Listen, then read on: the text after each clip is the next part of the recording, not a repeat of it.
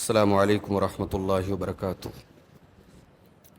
الحمد للہ رب العالمین والعاقبۃ للمتقین والصلاة والسلام علی سید الانبیاء والمرسلین وعلی آلہ وصحبہ اجمعین، اما بعد۔ محترم حضرات، آداب زندگی سیریز کا آج یہ تیسرا درس ہے، اور کل ہم نے وضو کے آداب اور احکام آپ کے سامنے بیان کیے تھے۔ کچھ چیزیں وضو کے تعلق سے رہ گئی تھیں، اس کو آج ہم کمپلیٹ کریں گے۔ وضو کے نواقض کیا ہے، کن چیزوں سے وضو ٹوٹ جاتا ہے؟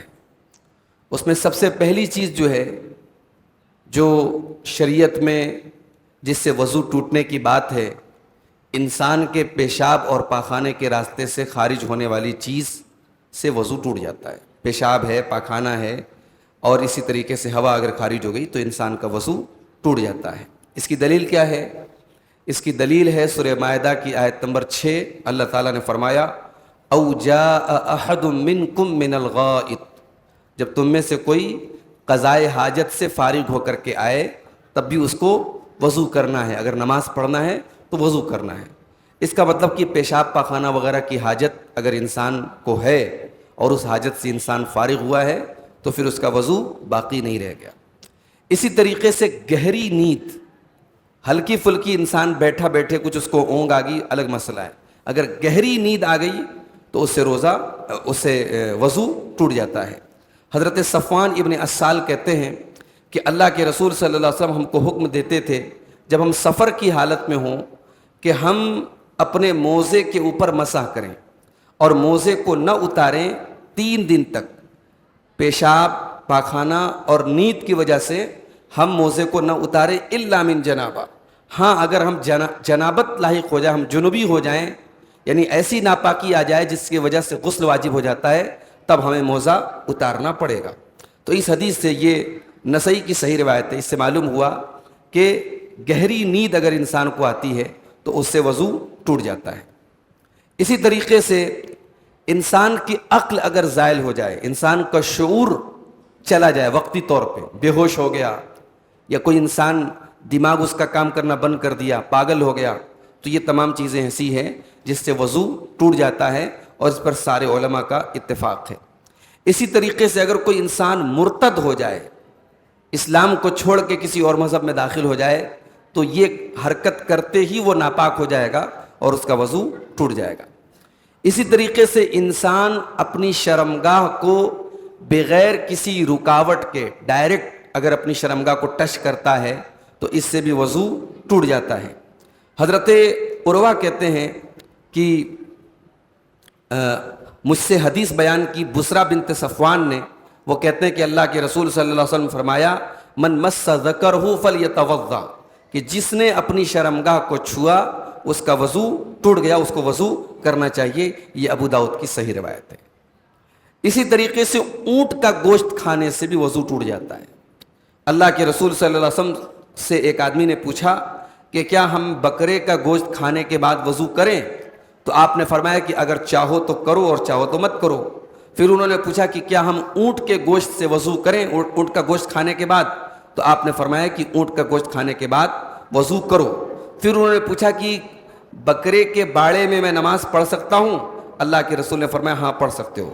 پھر انہوں نے پوچھا کہ اونٹ کے باڑے میں جہاں اونٹ رہتے ہیں وہاں میں نماز پڑھ سکتا ہوں؟ اللہ کے رسول صلی اللہ علیہ وسلم فرمایا کہ نہیں پڑھ سکتے۔ یہ صحیح مسلم کی حدیث ہے۔ یہ اس بات کی دلیل ہے کہ اونٹ کا اگر گوشت انسان کھائے گا تو اس کا وضو باقی نہیں رہ جائے گا۔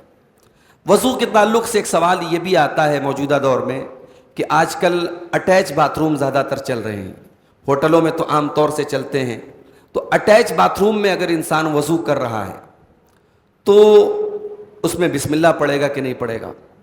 کیونکہ بیت الخلاء میں تو اللہ کا ذکر نہیں کر سکتے، تو اس اٹیچ باتھ روم میں وہ بسم اللہ پڑھے گا کہ نہیں پڑھے گا، یا وضو کے بعد کی دعا پڑھے گا کہ نہیں پڑھے گا؟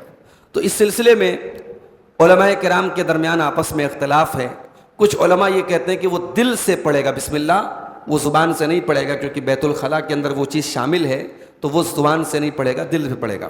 لیکن شیخ ابن باز رحمۃ اللہ علیہ کا فتویٰ ہے، وہ کہتے ہیں کہ چونکہ وہاں وضو کر رہا ہے وہ، اور وضو میں بسم اللہ پڑھنا شرط ہے، اور اس کا ایک حصہ ہے، اس لیے وہاں پہ وہ بسم اللہ پڑھے گا. اور جو کراہیت ہے بیت الخلاء میں بسم اللہ پڑھنے کی، چونکہ وہاں وہ وضو کر رہا ہے اس لیے اس میں کوئی حرج کی بات نہیں ہے. البتہ جو دعا ہے وضو کے بعد کی دعا ہے وہ باہر آ کے پڑھے گا، وہ اس جگہ سے باہر آ کے پڑھے گا. تو بہرحال اس میں گنجائش موجود ہے، اس میں کوئی ایسی صریح دلیل موجود نہیں ہے. تو اگر انسان چاہے تو بسم اللہ زبان سے بھی پڑھ سکتا ہے اور چاہے تو اپنے دل میں بھی پڑھ سکتا ہے.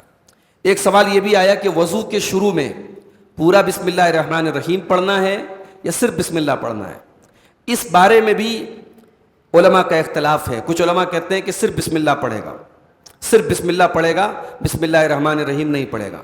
اور کچھ علماء کہتے ہیں کہ بسم اللہ الرحمن الرحیم پورا پڑھے گا، کیونکہ حدیث میں یہ آیا ہے کہ اللہ کا نام لے، اور اللہ کا نام لینے کا پورا طریقہ کیا ہے؟ بسم اللہ الرحمن الرحیم ہے. تو اس میں بھی دونوں گنجائش موجود ہے، لیکن زیادہ بہتر بات یہ ہے کہ آدمی صرف بسم اللہ پڑھے. صرف بسم اللہ پڑھ دینا اس کے لیے کافی ہے، پورا بسم اللہ الرحمن الرحیم پڑھنا اس کے لیے ضروری نہیں ہے. اسی طریقے سے ایک سوال یہ ہے کہ اگر ایک انسان وضو کر رہا ہے تو اعضائے جو وضو ہیں اس کو کتنی بار دھو سکتا ہے؟ تو منیمم 1 بار دھوئے گا، میکسیمم 3 بار دھوئے گا. جتنے بھی وضو کے اعضاء ہیں اس کو زیادہ سے زیادہ آپ 3 بار دھو سکتے ہیں. ایسا بھی آپ کر سکتے ہیں کہ کوئی ایک عضو آپ نے 1 بار دھلا، کوئی 2 بار دھل لیا اور کسی کو 3 بار دھل لیا. اگر سب کو 3 بار دھلیں تو بھی چلے گا، اور بعض کو 1 مرتبہ، بعض کو 2 مرتبہ، بعض کو 3 مرتبہ بھی دھلے تو کوئی حرج کی بات نہیں ہے. اسی طریقے سے وضو رہتے ہوئے وضو کر لینا، وضو کے اوپر وضو کرنا، اس کی بھی بڑی فضیلت ہے.